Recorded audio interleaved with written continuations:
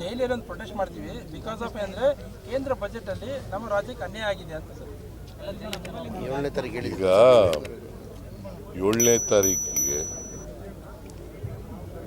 ಪ್ರತಿಭಟನೆ ಮಾಡಬೇಕು ಅಂತ ತೀರ್ಮಾನ ಮಾಡಿದ್ದೀವಿ. 7th ಡೆಲ್ಲಿನಲ್ಲಿ ಪಾರ್ಲಿಮೆಂಟ್ ನಡೆಯುವಾಗ ಡೆಲ್ಲಿನಲ್ಲಿ ಇದನ್ನು ಮಾಡಬೇಕು ಅಂತ. ಯಾಕಂತಂದರೆ ಒಂದು ನಮ್ಮ ಬಜೆಟ್ನಲ್ಲಿ ಅವರ ಕೇಂದ್ರದ ಬಜೆಟ್ನಲ್ಲೂ ಕೂಡ ಕರ್ನಾಟಕಕ್ಕೆ ಏನೂ ಕೊಟ್ಟಿಲ್ಲ, ನಂಬರ್ 1.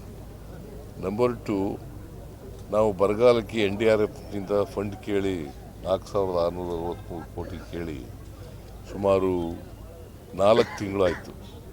4 ತಿಂಗಳಿಂದ ಇವತ್ತಿನವರೆಗೆ ಒಂದು ಪೈಸೆನೂ ಕೊಟ್ಟಿಲ್ಲ. ಅದಕ್ಕೋಸ್ಕರ ಅನಿವಾರ್ಯವಾಗಿ ನಾವು ಪ್ರತಿಭಟನೆಯನ್ನು ಮಾಡಬೇಕಾಗ್ತದೆ ಕೇಂದ್ರ ಸರ್ಕಾರದ ವಿರುದ್ಧ. ಇವತ್ತು ರಾಜ್ಯಸಭೆ ಮತ್ತು ಲೋಕಸಭೆಯಲ್ಲಿ ಸುರೇಶ್ ಅವ್ರ ವಿಚಾರ ಒಂದು ದೊಡ್ಡ ಕೋಲಾಹಲ ಆಯ್ತು ಸರ್, ದೊಡ್ಡ ಚರ್ಚೆ ಆಯಿತು. ದೇಶ ಇಬ್ಬಾಗ ಮಾಡ್ತಾರೆ ಅವರು ಬಹುಶಃ ಕೋಪದಿಂದ ಹೇಳಿರಬೇಕು ಆ ಮಾತನ್ನು. ಉದ್ದೇಶ ಅದಲ್ಲ. ಉದ್ದೇಶ ಆ ಥರ ನಮಗೆ ದಕ್ಷಿಣ ಭಾರತ ಬೇರೆ ರಾಷ್ಟ್ರ ಬೇಕು ಅಂತ ಆ ಥರ ಉದ್ದೇಶ.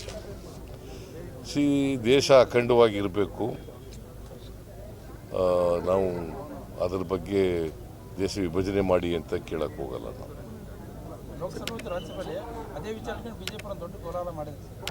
ಬಿಜೆಪಿಯವ್ರಿಗೆ ಇನ್ನೇನು ವಿಷಯ ಇಲ್ವಲ್ಲ.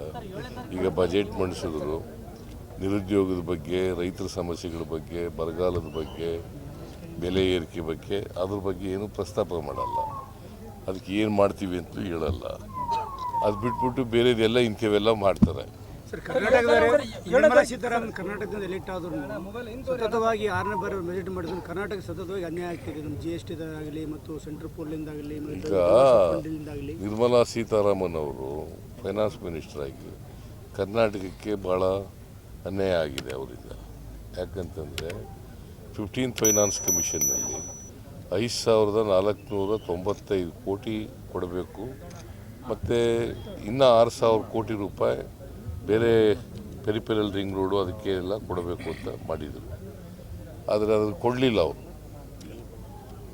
Interim report 15th commission report 15th ರಿಪೋರ್ಟ್ನಲ್ಲೇ ಶಿಫಾರಸು ಮಾಡಿದರು.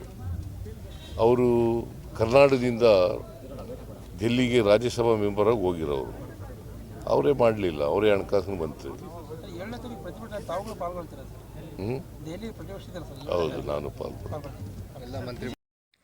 ಕ್ಷಣ ಕ್ಷಣದ ಮಾಹಿತಿಗಾಗಿ ನೋಡ್ತಾ ಇರಿ ನೇಷನ್ ನ್ಯೂಸ್. ಕಾಮೆಂಟ್ ಮಾಡಿ, ಲೈಕ್ ಮತ್ತು ಶೇರ್ ಮಾಡಿ.